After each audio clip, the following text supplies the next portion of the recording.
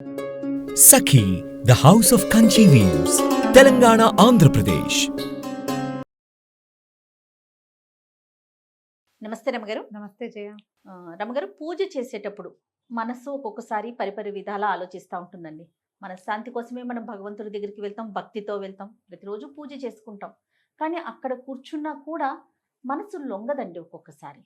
ఏవేవో ఆలోచనలు వెంటనే అనిపించేస్తుంది మనకి, అమ్మో ఏంటి నేను దేవుడి ముందు కూర్చొని ఇట్లా ఆలోచిస్తున్నాను, మనసుని ఎందుకు నేను లగ్నం చేసుకోలేకపోతున్నాను అట్లా అనుకుంటాం కదా. ఎట్లా అండి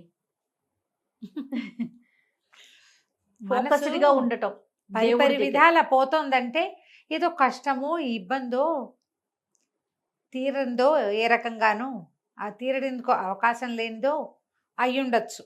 లేదా మనకే ఏవో మహత్వాకాంక్షలు, ఇదేదో కావాలి, అలాగైపోవాలి, ఇలాగైపోవాలి, అవి కూడా అయ్యుండొచ్చు. ఈ పూజ అనగానే జయ మనసు లగ్నం చేయటము ఇవన్నీ తపస్సులో సాధ్యపడతాయి. పూజల్లో కొంచెం తక్కువే ఉంటుంది. పూజ అనేసరికల్లా ఎన్ని రకాలు ఉపకరణాలు, తపస్సు, ధ్యానము, మెడిటేషను అనుకో, నువ్వే ఎక్కడో తోడు కూర్చుంటావు అంతే కళ్ళు మూసుకుని. పూజ అనగానే దీపం కావాలి, ఒత్తులు కావాలి, నూనె కావాలి, పువ్వులు కావాలి, అక్షతలు కావాలి, దేవతా మంత్రం శుభ్రాలు, అవునా? మళ్ళీ పండో ఫలవో పాలో ఏదో నివేదన, శుభ్రం, ధూపం, హారతి, కర్పూరం, తాంబూలం, ఎన్ని రకాలు. ఇన్ని వస్తు సంచయమే చాలా ఉంది కదా, అవి ఇవి తెచ్చి పెట్టుకోవటం. అవునవును. ఇవన్నీ తెచ్చి దగ్గర పెట్టుకున్నాక ఒక్కొక్కటి వినియోగం చేయాలి కదా, ఈ వస్తువులన్నీ వినియోగం చేయాలి. ఈ ఈ క్రమంలో బుద్ధి పరిపరి విధాల పోవటం లోక సహజమైన సంగతి. అదేమిటో మనకే పోతుందని మనం అనుకోకూడదు. అన్నీ పెట్టుకున్నాక అయ్యో కర్పూరం మర్చిపోయాను అని లేచెళ్తాం. ఈ 4 వచ్చాక పొయ్యి మీద పాలు గిన్నె వదిలేసామో, లేకపోతే ఇంకోటో గుర్తొస్తాయి. పిల్లాడు ఏడుస్తాడు, ఎవరో పిలుస్తారు, ఫోన్ వస్తుంది, కాలింగ్ వెళ్ళిపోతుంది, మనిషి వస్తారు. ఇన్ని రకాలు ఉన్నప్పుడు డైవర్షన్స్ సహజమైన సంగతే కదా. అయితే ఇంకా మనం ఏదైనా స్తోత్రం చదువుతున్నప్పుడు కూడా మనకి డైవర్షన్ వస్తుంది. ఒక్కోసారి అన్నీ ఏర్పరచుకుని కూర్చున్నాక ఆవలింతలు వస్తాయి. ఏదైనా చదువుతూ ఉంటే ఆవలింతలు రావు, వస్తాయి. పూజ మధ్యలో ఆవలింతలు వస్తాయి. ఏవేవో ఆలోచనలు వస్తుంటాయి. ఇక్కడ ఇట్లా చేస్తూనే ఉంటాం అని ఎక్కడో బ్రెయిన్ వెళ్తూ ఉంటుంది. అంత పెద్ద తప్పు కాదు చేయాలి, ఒక మాదిరిగా తప్పు అంతే. దీనికి పద్ధతి ఏం చెప్తారంటే, దీపారాధన చేయండి మొదట. వీళ్ళు జనం ఏం చేస్తారంటే మొత్తం సామాగ్రి అక్కడ చేర్చుకుని స్తోత్రాలన్నీ చదువుకుని దీపాలు పెడతారు. విధానం ఏమిటంటే, మీరు శుభ్రం చేసుకోవటము అన్నీ చేస్తారా, మిగిలిన వస్తువులు ఉన్నా లేకపోయినా తొలుత దీపం పెట్టేయండి. వంట చేసుకుంటూ స్తోత్రాలు చేసుకుని పూజ దగ్గరకు వస్తారు కొంతమంది, నేను కూడా చేస్తా అదే పని. దీపం పెట్టి స్తోత్రం చేయండి.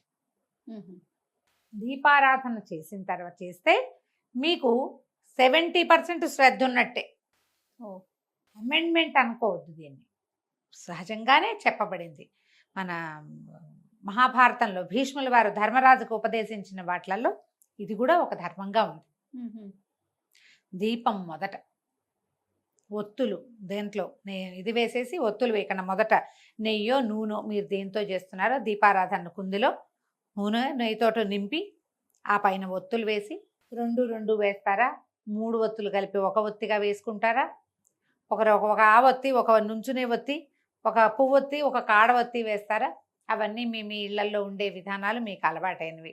లోక సహజంగా చెప్పబడింది సాధ్యం త్రివర్తి సంయుక్తం అని. సాధ్యం అంటే నెయ్యి పోసి మొదట దాని మీద త్రివర్తి 3 ఒత్తులు, బ్రహ్మ విష్ణు మహేశ్వరులకు ప్రతీకలు అనమాట. 3 ఒత్తులు కలిపి వేసి, ఒక్కొక్క ఇంట్లో 2 జ్యోతులు ఉండాలని లెక్క. మా వాళ్ళకి 2 జ్యోతులు ఉండాలి. అందుకని నేను 2 ఒత్తులేమో అడ్డంగాను, ఒక ఒత్తి నిలువుగాను వేస్తాను. ఎవరి పద్ధతులు వాళ్ళవి. మీ ఇళ్లలో ఏది ఉంటే అది. దీపం పెట్టి ఆమెన మీరు అన్ని వస్తువులు జాగ్రత్తగా ఏర్పరచుకోండి. వంట చేసుకోండి, వంట చేస్తూ స్తోత్రం చదువుకోండి. దేవుడి దగ్గర కూర్చున్నాక మీ మనసు పరిపరి విధాల పోతూ ఉంటుంది. మధ్య మధ్యలో మనసుని కొంచెం మందలించి ఇందులోకి తీసుకురండి.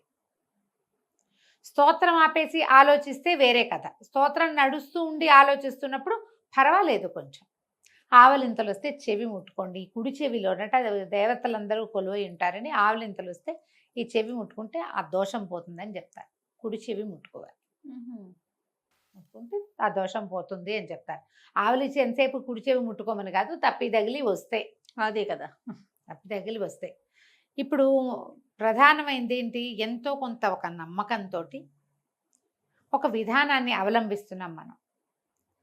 నమ్మకము విధానములో మార్పు లేనప్పుడు చిన్న చిన్న డిస్ట్రక్షన్స్ వచ్చినా అది పెద్ద తప్పిదంగా నాకేదో నెత్తని చేస్తాడు భగవంతుడు, పగ తీర్చుకుంటాడు అనుకోద్దామా.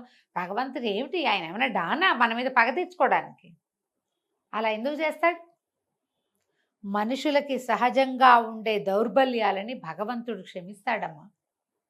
సహజ దౌర్బల్యాలు, మనకు ఆవలింతలు, తుమ్ము, అవి అలాంటివి మనం ఆపుకోలేము. అవునవును కదా, దాన్ని ఆయన ఏమండు.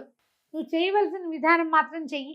ఏదైనా ఆలోచన పోయినప్పుడు ఒక్క నిమిషం ఇది ఆపి అదేదో ఆలోచించుకుని అప్పుడు ఇటు రావాలి. మళ్ళీ వదిలేసి మళ్ళా దారిలోకి రండి.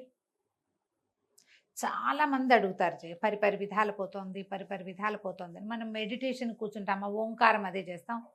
ఓంకారంగా పోతుంటుంది, ఐడియాలుగా పోతూ ఉంటాయి, వెళ్ళిపోతూ ఉంటాయి. అస్సలు ఒక 5 నిమిషాలు కూడా కళ్ళు మూసుకొని కూర్చోలేమమ్మా. అవును, చాలా కష్టం. వీటికి ప్రాక్టీస్ పెట్టుకోండి. నా ఐడియా, నేను చేసేది చెప్తున్నా మీకు. 9 minutes ఇన్ అండ్ అవుట్ చేయాలి, నా లెక్క చేయాలి. 9 నిమిషాలు. ఇప్పుడు నేను వాచ్ లేకపోయినా 9 నిమిషాలు ఇన్ అండ్ అవుట్ చేయగలను, అలవాటైపోయింది నాకు. స్టాప్ వాచ్ పెట్టుకోండి, మన టైమర్ పెట్టుకోండి. 1 minute. 1 నిమిషంలో మీరు ఎన్ని శ్వాసలు లోపల తీయగల లెక్క పెట్టద్దు, నిమిషమే లెక్క. క్రమంగా అది విధానం మీకు అలవాటు అవుతుంది.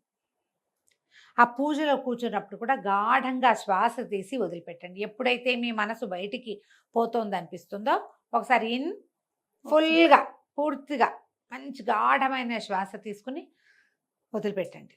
ఒకవేళ ఏదైనా భరించరాని సమస్య, ఇబ్బంది అవి ఉంటే మళ్ళీ గాఢంగా ఊపిరి తీసుకోండి. భగవంతుడి వైపు ఎటు కూర్చున్నారు అటు కాకుండా రెండో పక్కకు తిరిగి కూర్చోండి. ఒక్క నిమిషం పాటు నిట్టూర్పు వదిలిపెట్టి అని వదిలిపెట్టేస్తే సగం ప్రెషర్ లోపల నుంచి వెళ్ళిపోతుంది. అనుభవిస్తే కానీ అది తెలియదు. నిట్టూర్పుతో అమ్మా అనుకుంటే మనకేదో ఫ్రీగా ఉన్న ఫీలింగ్ వస్తుంది. దేవుడా అనుకుంటే కూడా బాగా గాలి తీసుకుని సాదాగా గాలి వదిలి మనం పూజలో పడచ్చు. మీకు భరించరాని ఇబ్బంది ఉన్నప్పుడు గాలి తీసుకోవటం 2-3 సార్లు నిట్టూర్పులు వదిలి రిలాక్స్డ్గా ఫీల్ అవ్వడానికి ప్రాక్టీస్ చేయండి. అప్పుడు మీకు దేవుడి మీద శ్రద్ధ కుదురుతుంది.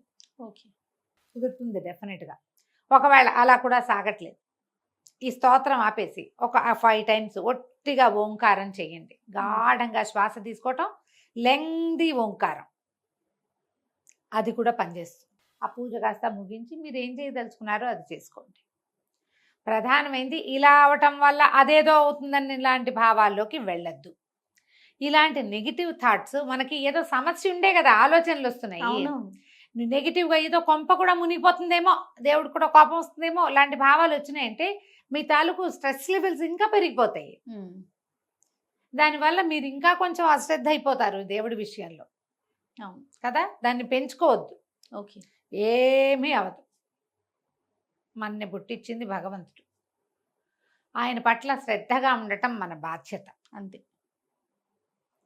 బాధ్యతను నిర్వర్తించేటప్పుడు అప్పుడప్పుడు అటు ఇటు మళ్ళీ దారిలోకి వద్దాం. ఇలా ఆలోచించి ఈజీగా వెళ్ళిపోండి. తప్పకుండా రమ్మగారు. నమస్తే. నమస్తే.